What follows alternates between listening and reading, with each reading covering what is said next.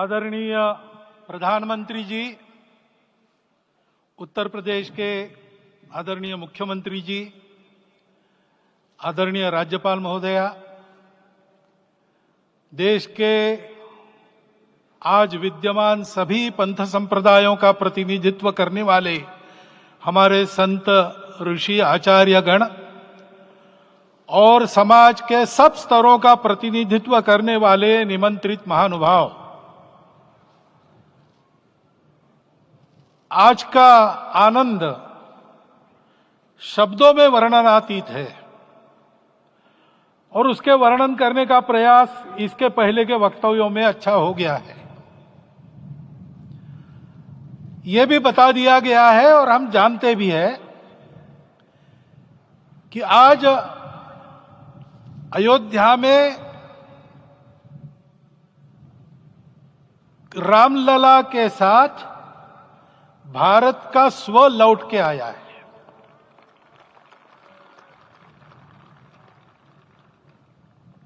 और संपूर्ण विश्व को त्रासदी से राहत देने वाला एक नया भारत खड़ा होके रहेगा, इसका प्रतीक आज का कार्यक्रम बन गया है। ऐसे समय में आपके उत्साह का, आपके आनंद का वर्णन कोई नहीं कर सकता। हम यहां पर अनुभव कर रहे, पूर्ण देश में यही वातावरण है। छोटे छोटे मंदिर के सामने दूरदर्शन पर इस कार्यक्रम को सुनने वाले हमारे समाज के करोड़ों बंधु वहां पहुंच न पाए, ऐसे घर घर के हमारे नागरिक सज्जन, माता भगिनी सब भाव विभोर है, सब में आनंद है, सब में उत्साह है। और ऐसे समय में जोश की बातों में थोड़ी सी होश की बात करने का काम मुझे ही दिया जाता है। आज हमने सुना कि इस प्राण प्रतिष्ठा महोत्सव में पधारने के पूर्व प्रधानमंत्री जी ने कठोर व्रत रखा। जितना कठोर व्रत रखने को कहा था, उससे कई गुना अधिक कठोर व्रताचरण उन्होंने किया। मेरे पुराना उनसे परिचय है, मैं जानता हूं वो तपस्वी है ही, परंतु वो अकेले तप कर रहे हैं, हम क्या करेंगे। अयोध्या में रामलला आए, अयोध्या से बाहर क्यों गए थे, रामायण में क्यों गए थे बाहर, तो अयोध्या में कलह हुआ। अयोध्या उस पुरी का नाम है जिसमें कोई द्वंद्व नहीं, जिसमें कोई कलह नहीं, जिसमें कोई दुविधा नहीं। वो हुआ 14 वर्ष वनवास में गए। वो सब ठीक होने के बाद दुनिया के कलह को मिटा के वापिस आए। आज रामलला वापस फिर से आए हैं 500 साल के बाद। जिनके त्याग, तपस्या, प्रयासों से ये सोने का दिन आज हम देख रहे, सुवर्ण दिवस देख रहे, उनका स्मरण प्राण प्रतिष्ठा के संकल्प में हम लोगों ने कहा, आपने सुना होगा, स्मरण किया। उनकी तपस्या को, उनके त्याग को, उनके परिश्रम को शत बार, सहस्त्र बार, कोटि बार नमन है।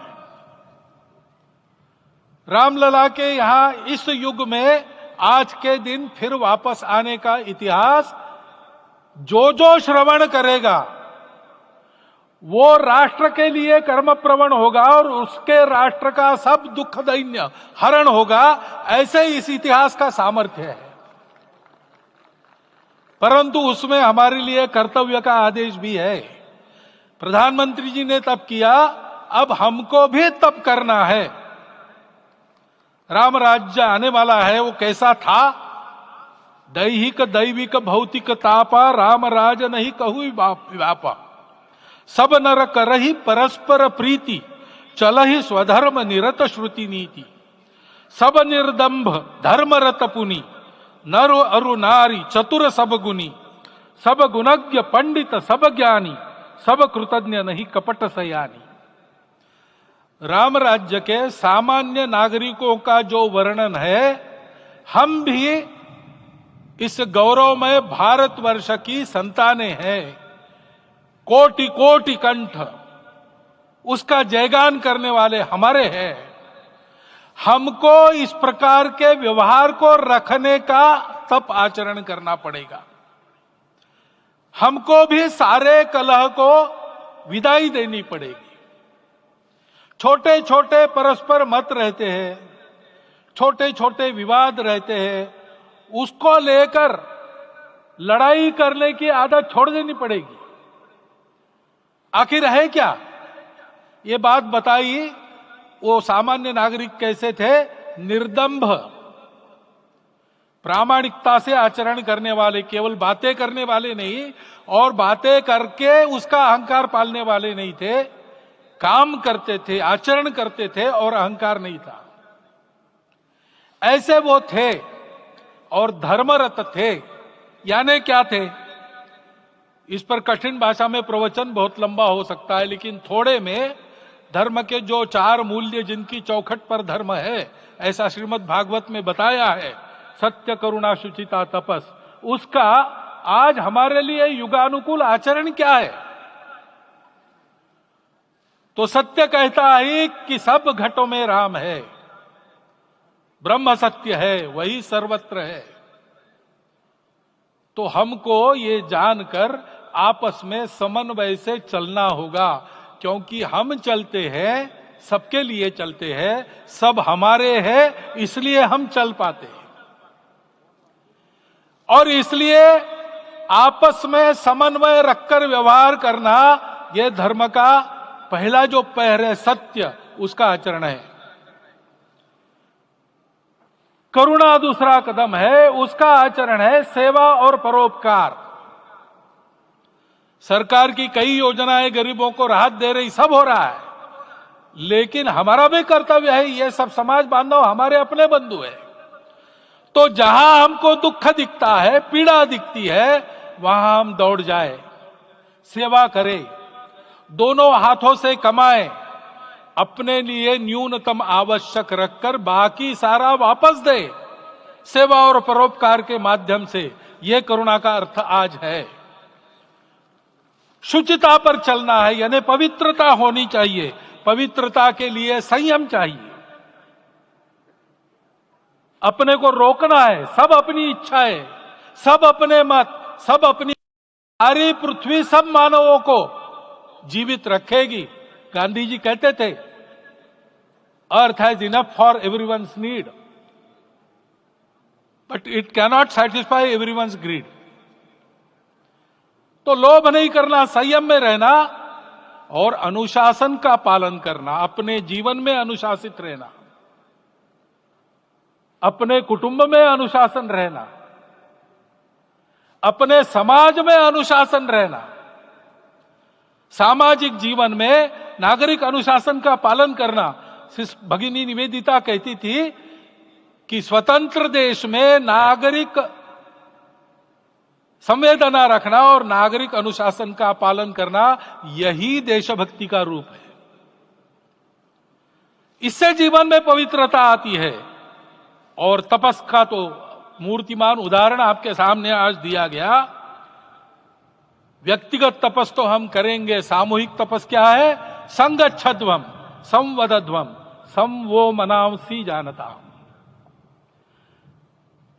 हम साथ चलेंगे, बोलेंगे आपस में, उसमें से एक सहमति का संवाद निकालेंगे, एक ही भाषा बोलेंगे, वो वाणी मन वचन कर्म समन्वित होगा और मिलके चलेंगे, अपने देश को विश्वगुरु बनाएंगे। ये तपस हम सबको करना है।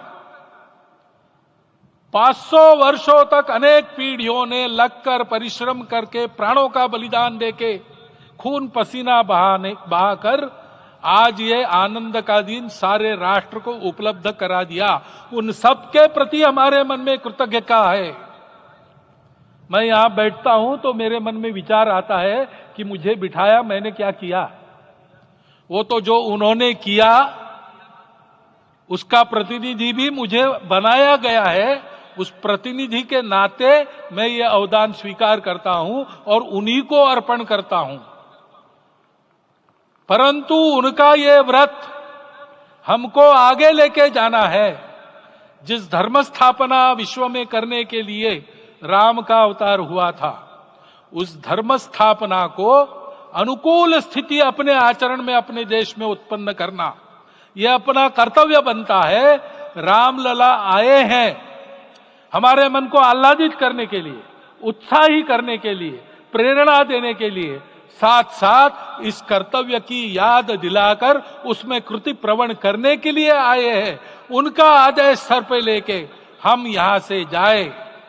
सब लोग तो यहां आ नहीं सके, लेकिन वो सुन रहे, देख रहे।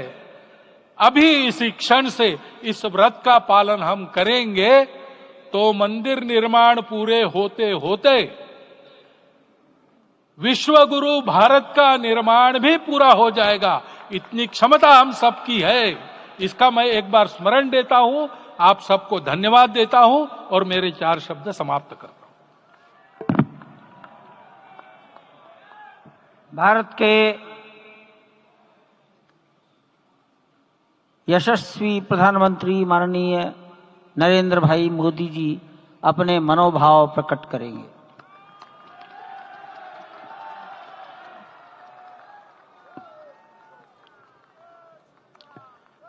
सियावर रामचंद्र की जय। सियावर रामचंद्र की जय। श्रद्धेय मंच, सभी संत एवं ऋषिगण, यहां उपस्थित और विश्व के कोने कोने में हम सबसे साथ जुड़े हुए सभी राम भक्त, आप सबको प्रणाम, आप सबको राम राम।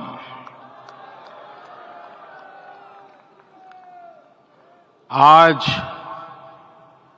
हमारे राम आ गए हैं।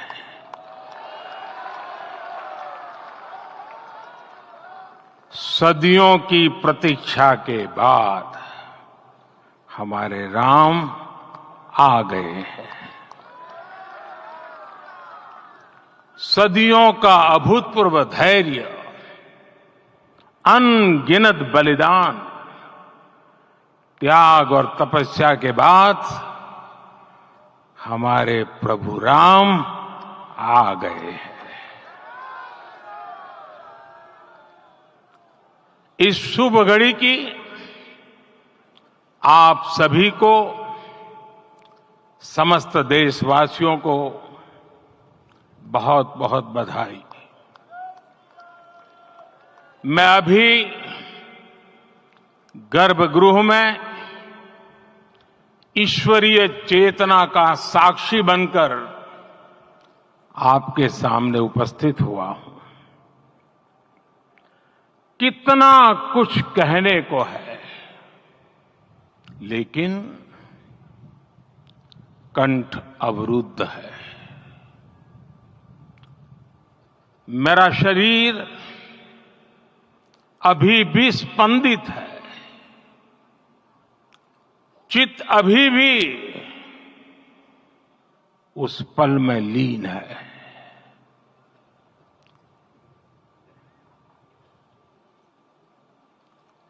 हमारे रामलला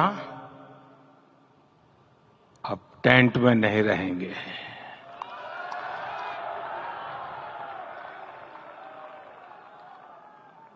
हमारे रामलला अब इस दिव्य मंदिर में रहेंगे। मेरा पक्का विश्वास है, अपार श्रद्धा है कि जो घटित हुआ है, इसकी अनुभूति देश के, विश्व के कोने कोने में राम भक्तों को हो रही होगी। ये क्षण अलौकिक है। ये पल पवित्रतम है। ये माहौल, ये वातावरण, ये ऊर्जा, ये घड़ी प्रभु श्री राम का हम सब पर आशीर्वाद है। 22 जनवरी 2024 का ये सूरज एक अद्भुत आभा लेकर आया है। 22 जनवरी 2024 ये कैलेंडर पर लिखी एक तारीख नहीं, ये एक नए काल चक्र का उद्गम है।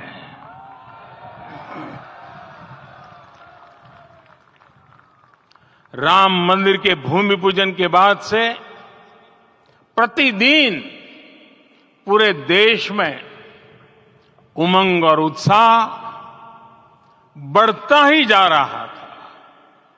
निर्माण कार्य देख देशवासियों में हर दिन एक नया विश्वास पैदा हो रहा था। आज हमें सदियों के उस धैर्य की धरोहर मिली है। आज हमें श्री राम का मंदिर मिला है।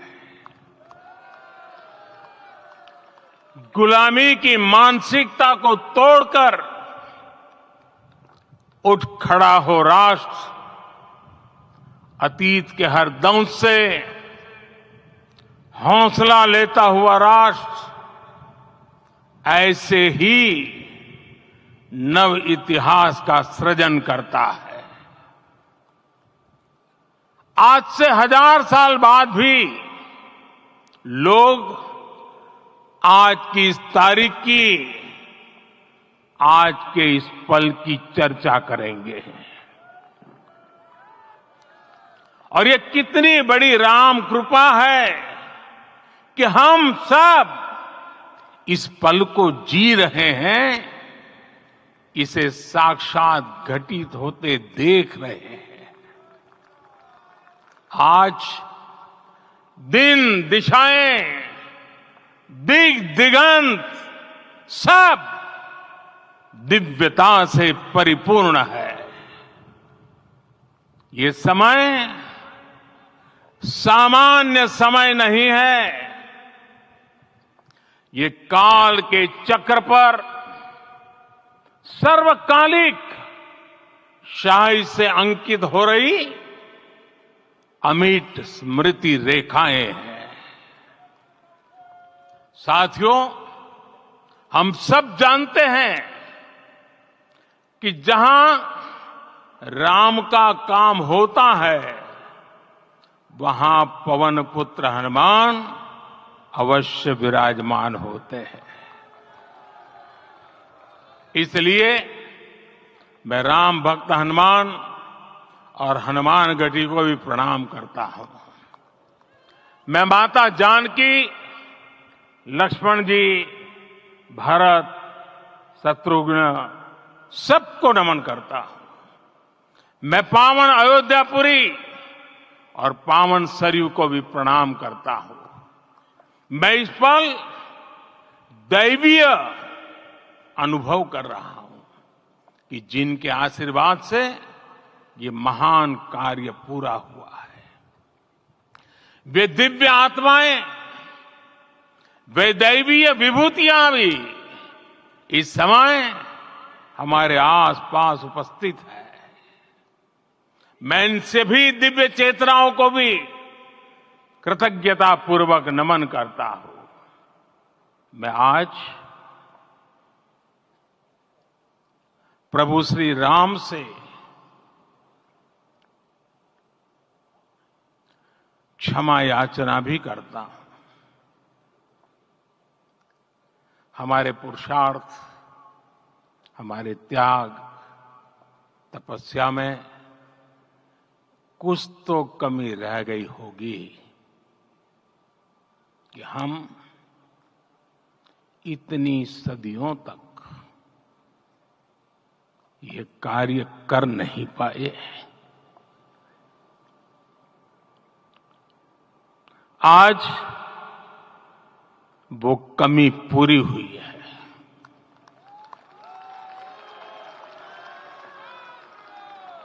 मुझे विश्वास है प्रभु राम आज हमें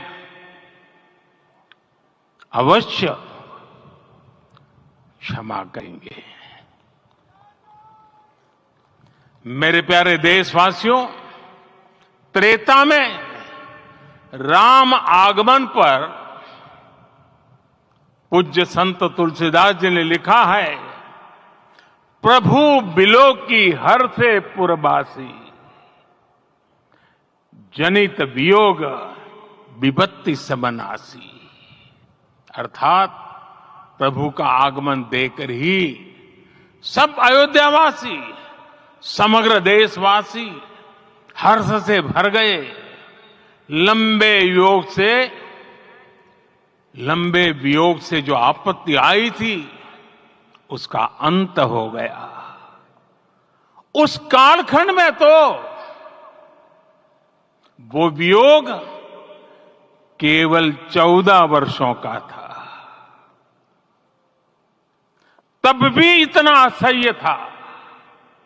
इस युग में तो अयोध्या और देशवासियों ने सैकड़ों वर्षों का वियोग सहा है। हमारी कई कई पीढ़ियों ने वियोग सहा है। भारत के तो संविधान में उसकी पहली प्रति में भगवान राम विराजमान है। संविधान के अस्तित्व में आने के बाद भी दशकों तक प्रभु श्री राम के अस्तित्व को लेकर कानूनी लड़ाई चली। मैं आभार व्यक्त करूंगा भारत की न्यायपालिका का, जिसने न्याय की लाज रख ली।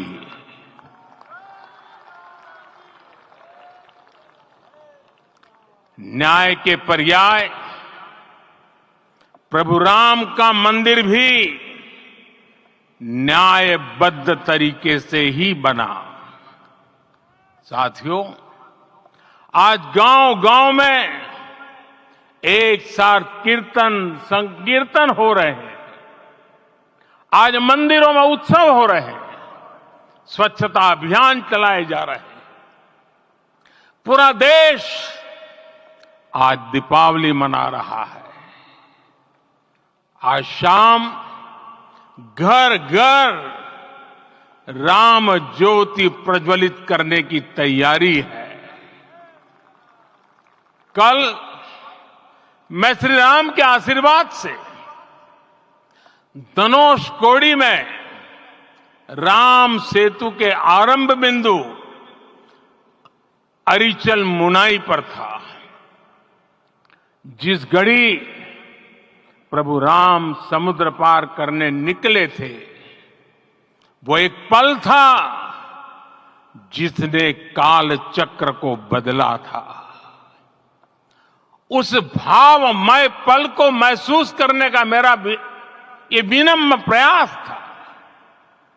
वहां पर मैंने पुष्प वंदना की। वहां मेरे भीतर एक विश्वास जगा कि जैसे उस समय काल चक्र बदला था, उसी तरह अब काल चक्र फिर बदलेगा और शुभ दिशा में बढ़ेगा। अपने 11 दिन के व्रत अनुष्ठान के दौरान मैंने उन स्थानों का चरण स्पर्श करने का प्रयास किया जहां प्रभु राम के चरण पड़े थे। चाहे वो नासिक का पंचवटी धाम हो, केरला का पवित्र त्रिपायर मंदिर हो, आंध्र प्रदेश में लेपाक्षी हो, श्रीरंगम में रंगनाथ स्वामी मंदिर हो, रामेश्वरम में श्री रामनाथ स्वामी मंदिर हो, या फिर धनुषकोडी।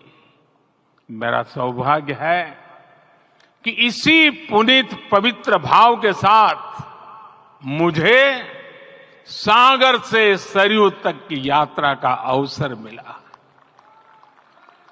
सागर से सरयू तक हर जगह राम नाम का वही उत्सव भाव छाया हुआ है। प्रभु राम तो भारत की आत्मा के कण कण से जुड़े हुए हैं। राम भारतवासियों के अंतर मन में विराजे हुए हैं। हम भारत में कहीं भी किसी की अंतरात्मा को छुएंगे तो इस एकत्व की अनुभूति होगी और यही भाव सब जगह मिलेगा। इससे उत्कृष्ट, इससे अधिक देश को समायोजित करने वाला सूत्र और क्या हो सकता है। मेरे प्यारे देशवासियों, मुझे देश के कोने कोने में अलग अलग भाषाओं में रामायण सुनने का अवसर मिला है, लेकिन विशेषकर पिछले 11 दिनों में रामायण अलग अलग भाषा में अलग राज्यों से मुझे विशेष रूप से सुनने का मौका मिला। राम को परिभाषित करते हुए ऋषियों ने कहा है, रमन्ते यस्मिन् इति रामः, अर्थात जिसमें रम जाए वही राम है।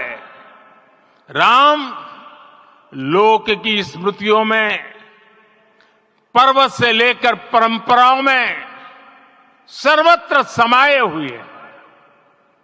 हर युग में लोगों ने राम को जिया है।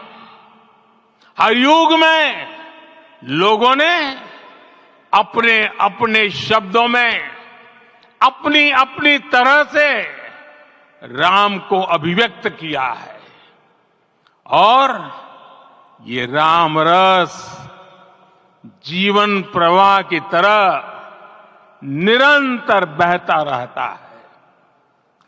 प्राचीन काल से भारत के हर कोने के लोग राम रस का आचमन करते रहे हैं।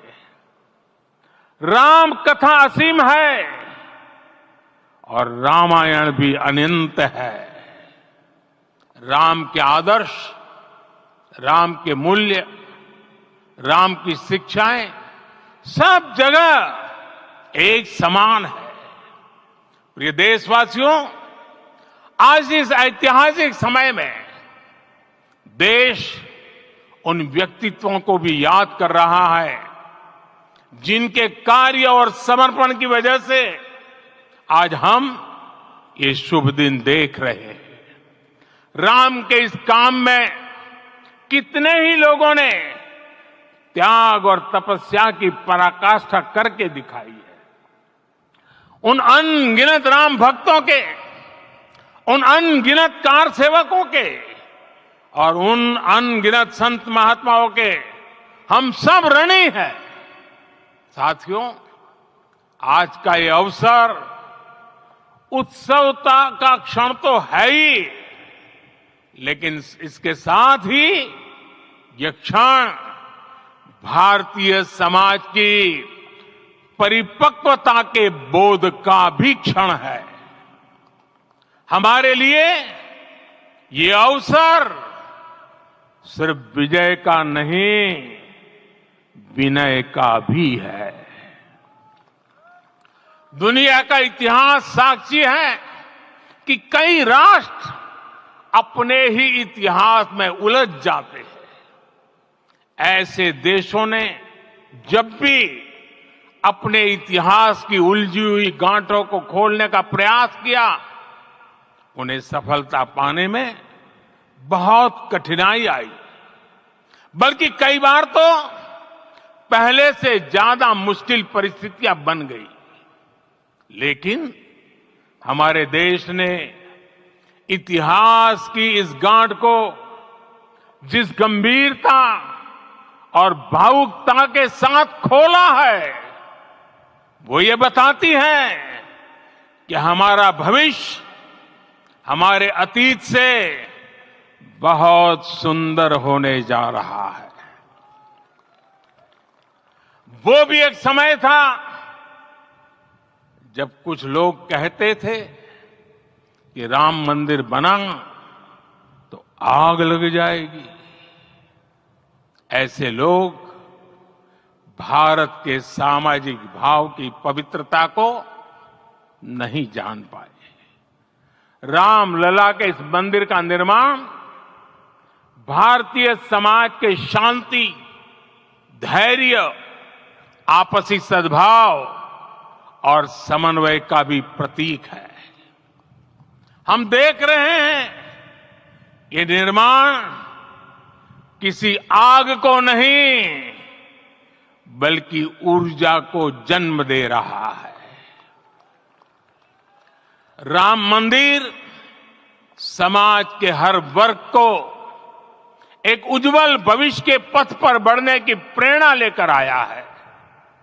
मैं आज उन लोगों से आह्वान करूंगा, आइए आप महसूस कीजिए, अपनी सोच पर पुनर्विचार कीजिए। राम आग नहीं है, राम ऊर्जा है। राम विवाद नहीं, राम समाधान है। राम सिर्फ हमारे नहीं है, राम तो सबके हैं। राम वर्तमान नहीं, सिर्फ वर्तमान ही नहीं, राम अनंत काल है। साथियों, आज जिस तरह राम मंदिर प्राण प्रतिष्ठा के इस आयोजन से पूरा विश्व जुड़ा हुआ है, उसमें राम की सर्वव्यापकता के दर्शन हो रहे हैं। जैसा उत्सव भारत में है, वैसा ही अनेक देशों में है। आज अयोध्या का यह उत्सव रामायण की उन वैश्विक परंपराओं का भी उत्सव बना है। रामलला की ये प्रतिष्ठा वसुधैव कुटुंबकम के विचार की भी प्रतिष्ठा है। साथियों, आज अयोध्या में केवल श्री राम के विग्रह रूप की प्राण प्रतिष्ठा नहीं हुई है, ये श्री राम के रूप में साक्षात भारतीय संस्कृति के प्रति अटूट विश्वास की भी प्राण प्रतिष्ठा है। ये साक्षात मानवीय मूल्यों और सर्वोच्च आदर्शों की भी प्राण प्रतिष्ठा है। इन मूल्यों की, इन आदर्शों की आवश्यकता आज संपूर्ण विश्व को है। सर्वे भवन्तु सुखिनः, ये संकल्प हम सदियों से दोहराते आए हैं। आज उसी संकल्प को राम मंदिर के रूप में साक्षात आकार मिला है। ये मंदिर मात्र एक देव मंदिर नहीं है, ये भारत की दृष्टि का, भारत के दर्शन का, भारत के दिग्दर्शन का मंदिर है। ये राम के रूप में राष्ट्र चेतना का मंदिर है। राम भारत की आस्था है, राम भारत का आधार है, राम भारत का विचार है, राम भारत का विधान है, राम भारत की चेतना है, राम भारत का चिंतन है, राम भारत की प्रतिष्ठा है, राम भारत का प्रताप है, राम प्रवाह है, राम प्रभाव है, राम नेति भी है, राम नीति भी है, राम नित्यता भी है, राम निरंतरता भी है, राम विभु है, विशद है, राम व्यापक है, विश्व है, विश्वात्मा है। और इसलिए जब राम की प्रतिष्ठा होती है तो उसका प्रभाव वर्षों या शताब्दियों तक ही नहीं होता, उसका प्रभाव हजारों वर्षों के लिए होता है। महर्षि वाल्मीकि ने कहा है, राज्यम 10 सहस्त्राणि प्राप्य वर्षाणि राघव, अर्थात राम 10,000 वर्षों के लिए राज्य पर प्रतिष्ठित हुए, यानी हजारों वर्षों के लिए राम राज्य स्थापित हुआ। जब त्रेता में राम आए थे तब हजारों वर्षों के लिए राम राज्य की स्थापना हुई थी। हजारों वर्षों तक राम विश्व पथ प्रदर्शन करते रहे थे। और इसलिए मेरे प्यारे देशवासियों, आज अयोध्या भूमि हम सभी से, प्रत्येक राम भक्त से, प्रत्येक भारतीय से कुछ सवाल कर रही है।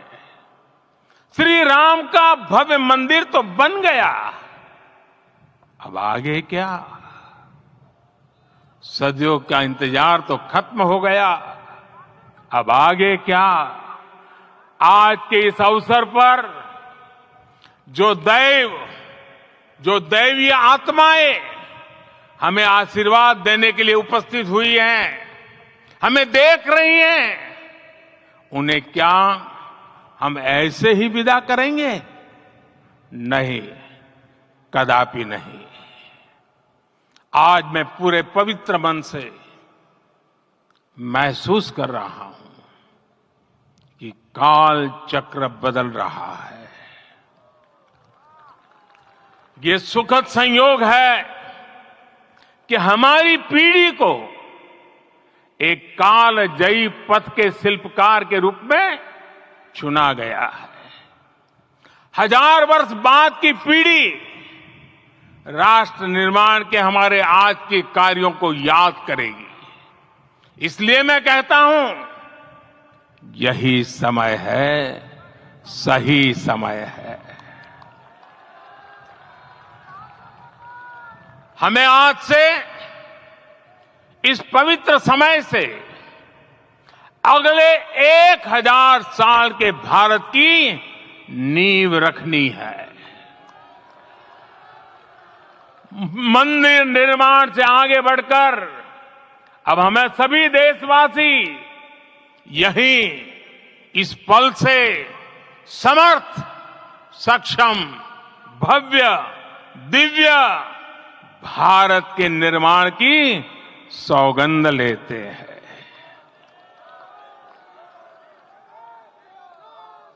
राम के विचार मानस के साथ ही जनमानस में भी हो, यही राष्ट्र निर्माण की सीढ़ी है। साथियों, आज के युग की मांग है कि हमें अपने अंतःकरण को विस्तार देना होगा। हमारी चेतना का विस्तार देव से देश तक, राम से राष्ट्र तक होना चाहिए। हनुमान जी की भक्ति, हनुमान जी की सेवा, हनुमान जी का समर्पण, ये ऐसे गुण हैं जिन्हें हमें बाहर नहीं खोजना पड़ता।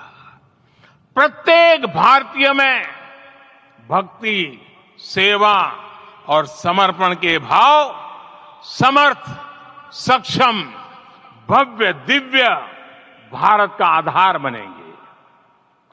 और यही तो है देव से देश और राम से राष्ट्र की चेतना का विस्तार। दूर सुदूर जंगल में, कुटिया में जीवन गुजारने वाली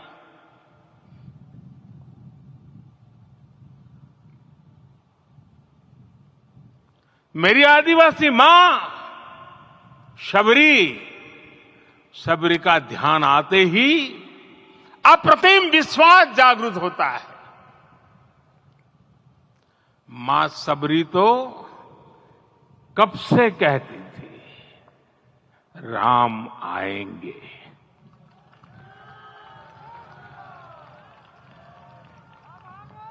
प्रत्येक भारतीय में जन्मा यही विश्वास समर्थ, सक्षम, भव्य भारत का आधार बनेगा। और यही तो है देव से देश और राम से राष्ट्र की चेतना का विस्तार। हम सब जानते हैं कि निषाद राज की मित्रता सभी बंधनों से परे है। निषाद राज का राम के प्रति सम्मोहन, प्रभु राम का निषाद राज के लिए अपनापन कितना मौलिक है। सब अपने हैं, सभी समान है। प्रत्येक भारतीय में अपनत्व की, बंधुत्व की ये भावना समर्थ, सक्षम, भव्य, दिव्य भारत का आधार बनेगी। और यही तो है देव से देश और राम से राष्ट्र की चेतना का विस्तार। साथियों, आज देश में निराशा के लिए रत्ती भर भी स्थान नहीं है। मैं तो बहुत सामान्य हूं, मैं तो बहुत छोटा हूं। अगर कोई ये सोचता है तो उसे गिलहरी के योगदान को याद करना चाहिए। गिलहरी का स्मरण ही हमें हमारी इस हिचक को दूर करेगा, हमें सिखाएगा कि छोटे बड़े हर प्रयास की अपनी ताकत होती है, अपना योगदान होता है। और सबके प्रयास की यही भावना समर्थ, सक्षम, भव्य, दिव्य भारत का आधार बनेगी। और यही तो देव से देश और राम से राष्ट्र की चेतना का विस्तार। साथियों, लंकापति रावण प्रकांड ज्ञानी थे, अपार शक्ति के धनी थे, लेकिन जटायु जी की मूल्य निष्ठा देखिए। वे महाबली रावण से भिड़ गए। उन्हें भी पता था कि वो रावण को परास्त नहीं कर पाएंगे, लेकिन फिर भी उन्होंने रावण को चुनौती दी। कर्तव्य की यही पराकाष्ठा समर्थ, सक्षम, भव्य, दिव्य भारत का आधार है। और यही तो है देव से देश और राम से राष्ट्र की चेतना का विस्तार। आइए हम संकल्प लें कि राष्ट्र निर्माण के लिए हम अपने जीवन का पल पल लगा देंगे। राम काज से राष्ट्र काज, समय का पल पल, शरीर का कण कण राम समर्पण को राष्ट्र समर्पण के ध्येय से जोड़ देंगे। मेरे देशवासियों, प्रभु श्री राम की हमारी पूजा विशेष होनी चाहिए। ये पूजा स्व से ऊपर उठ करके समष्टि के लिए होनी चाहिए। ये पूजा अहम से उठकर वयम के लिए होनी चाहिए। प्रभु को जो भोग चढ़ेगा वो विकसित भारत के लिए हमारे परिश्रम की पराकाष्ठा का प्रसाद भी होगा। हमें नित्य पराक्रम, पुरुषार्थ, समर्पण का प्रसाद प्रभु राम को चढ़ाना होगा। इनसे नित्य प्रभु राम की पूजा करनी होगी, तब हम भारत को वैभवशाली और विकसित बना पाएंगे। मेरे प्यारे देशवासियों, ये भारत के विकास का अमृत काल है। आज भारत युवा शक्ति की पूंजी से भरा हुआ है, ऊर्जा से भरा हुआ है। ऐसी सकारात्मक परिस्थितियां फिर न जाने कितने समय बाद बनेगी। हमें अब चूकना नहीं है, हमें अब बैठना नहीं है। मैं अपने देश के युवाओं से कहूंगा, आपके सामने हजारों वर्ष की परंपरा की प्रेरणा है। आप भारत की उस पीढ़ी का प्रतिनिधित्व करते हैं जो चांद पर तिरंगा लहरा रही है। वो 15 लाख किलोमीटर की यात्रा करके सूर्य के पास जाकर मिशन आदित्य को सफल बना रही है, जो आसमान में तेजस और सागर में विक्रांत का परचम लहरा रही है। अपनी विरासत पर गर्व करते हुए आपको भारत का नव प्रभात लिखना है। परंपरा की पवित्रता और आधुनिकता की अनंतता दोनों ही पथ पर चलते हुए भारत समृद्धि के लक्ष्य तक पहुंचेगा। मेरे साथियों, आने वाला समय अब सफलता का है, आने वाला समय अब सिद्धि का है। ये भव्य राम मंदिर साक्षी बनेगा भारत के उत्कर्ष का, भारत के उदय का। ये भव्य राम मंदिर साक्षी बनेगा भव्य भारत के अभ्युदय का, विकसित भारत का। ये मंदिर सिखाता है कि अगर लक्ष्य सत्य प्रमाणित हो, अगर लक्ष्य सामूहिकता और संगठित शक्ति से जन्मा हो, तब उस लक्ष्य को प्राप्त करना असंभव नहीं है। ये भारत का समय है और भारत अब आगे बढ़ने वाला है। शताब्दियों की प्रतीक्षा के बाद हम यहां पहुंचे हैं। हम सब ने इस युग का, इस कालखंड का इंतजार किया है। अब हम रुकेंगे नहीं, हम विकास की ऊंचाई पर जाकर ही रहेंगे। इसी भाव के साथ रामलला के चरणों में प्रणाम करते हुए आप सभी को बहुत बहुत शुभकामनाएं। सभी संतों के चरणों में मेरे प्रणाम। सियावर रामचंद्र की, सियावर रामचंद्र की, सियावर रामचंद्र की।